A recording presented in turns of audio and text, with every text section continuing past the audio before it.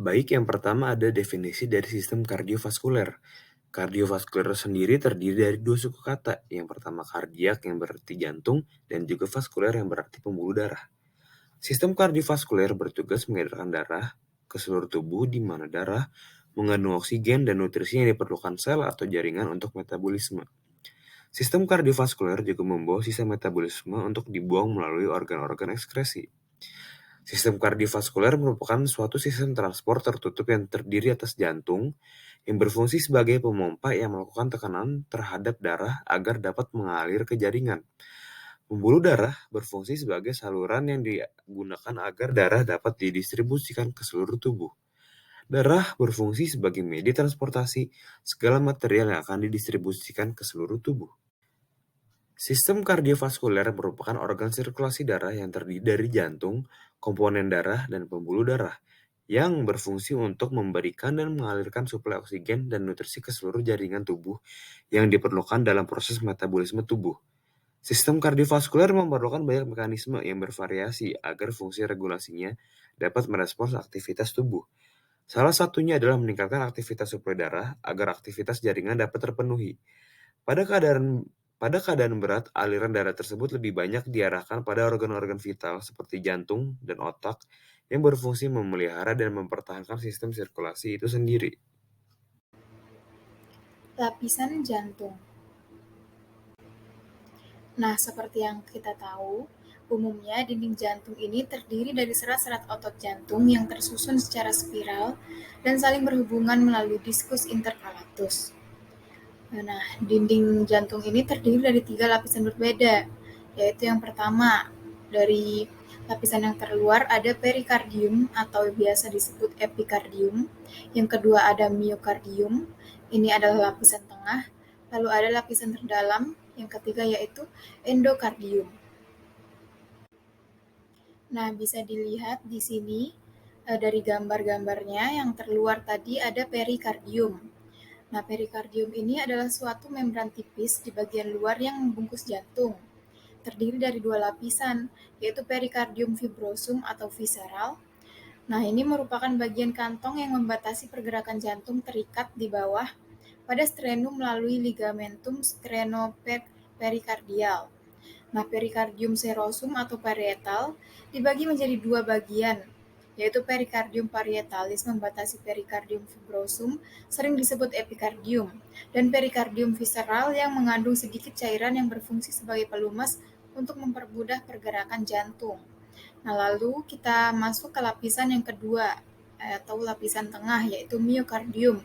Miokardium ini merupakan lapisan tengah yang dimana terdiri dari otot jantung, membentuk sebagian besar dinding jantung. Serat-serat otot ini tersusun spiral dan melingkari jantung. Nah, lapisan otot ini yang akan menerima darah dari arteri koroner. Lalu yang ketiga, atau lapisan terdalam, ada endokardium. Adalah lapisan tipis endotelium, suatu jaringan epitel unik yang melapisi bagian dalam seluruh sistem sirkulasi. Nah, lalu selanjutnya kita akan membahas mengenai batas-batas dari jantung. Nah, oke. Sebelumnya, fungsi jantung ini sebagai pemompa yang melakukan tekanan terhadap darah agar dapat mengalir ke jaringan. Lalu jantung ini memiliki batas-batas yang menentukan lokasi jantung itu sendiri. Batas-batasnya antara lain yaitu yang pertama, ada batas anterior atau facies sternocostalis. Batas ini dibentuk oleh atrium dextra dan ventricle dextra yang dipisahkan oleh katup anterioverticularis. Lalu yang kedua ada batas inferior atau facies diaphragmatica.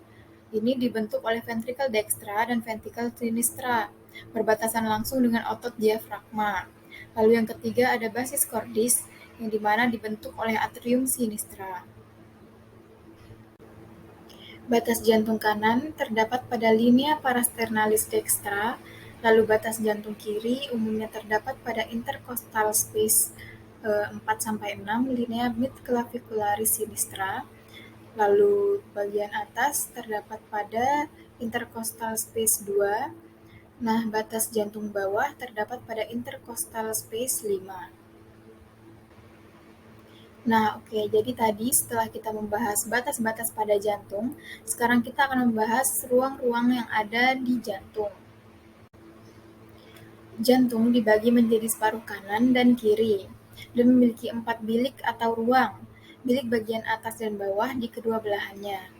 Bilik-bilik atas, atria atau atrium tunggal, menerima darah kembali ke jantung dan memindahkan ke bilik-bilik bawah. Lalu ada ventrikel, yang dimana ventrikel ini memompa darah dari jantung. Nah, nanti ada atrium kanan, ada ventrikel kanan, ada atrium kiri. Ventrikel kiri jantung dibagi menjadi separuh kanan dan kiri, dan memiliki 4 bilik bagian atas dan bawah di masing-masing kedua belahannya. Nanti pada slide selanjutnya kami akan memberikan dua gambar, yaitu ada ruang jantung kanan dan ruang jantung kiri. Nah, kedua belahan jantung tersebut dipisahkan oleh septum, suatu partisi otot kontinu yang mencegah pencampuran darah dari kedua sisi jantung. Pemisahan tersebut sangat penting karena separuh kanan jantung menerima dan memompa darah beroksigen rendah, sementara sisi kiri jantung menerima dan memompa darah beroksigen tinggi.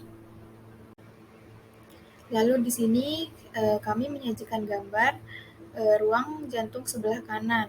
Nah, ruang jantung sebelah kanan ini memiliki bilik bagian atas dan bagian bawah.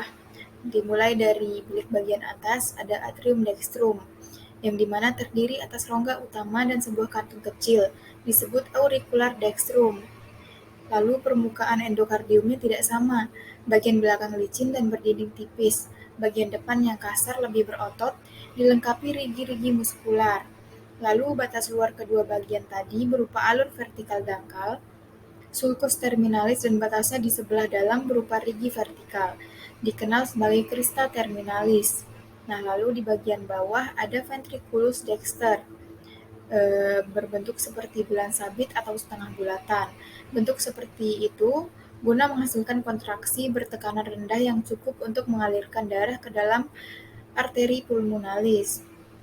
Nah, dindingnya lebih tebal daripada atrium dexter tadi, dan dindingnya tampak rigi-rigi menonjol, disebut trabecula cornea, yang dimana terdiri atas musculi papillaris, lalu ada trabecula septomarginalis, dan rigi-rigi yang menonjol. Lalu kita lanjut ke ruang jantung sebelah kiri. Sama seperti ruang jantung sebelah kanan, jantung sebelah kiri juga memiliki bilik bagian atas dan bawah, yang dimana yang atas adalah atrium sinistra. Atrium sinistra ini terdiri atas rongga utama dan auricula sinistra, terletak di belakang atrium dextrum dan membentuk sebagian besar basis atau facies posterior jantung. Bagian dalamnya licin kecuali aurikular, punya rigi-rigi otot. Lalu dia bermuara 4 vena pulmonalis, 2 dari masing-masing paru-paru, bermuara pada dinding posterior dan tidak punya katup. Lalu di bagian bawah, bilik bagian bawah ada ventriculus sinister. Ventriculus sinister ini membentuk apex cordis, hampir seluruh permukaan dan tepi kiri dan permukaan diafragma. Lalu dinding ventricula sinistra ini 3 kali lebih tebal dari dexter dan tekanan darahnya juga lebih tinggi dari dexter. Lalu terdapat trabecula cornea, 2 musculi papillaris besar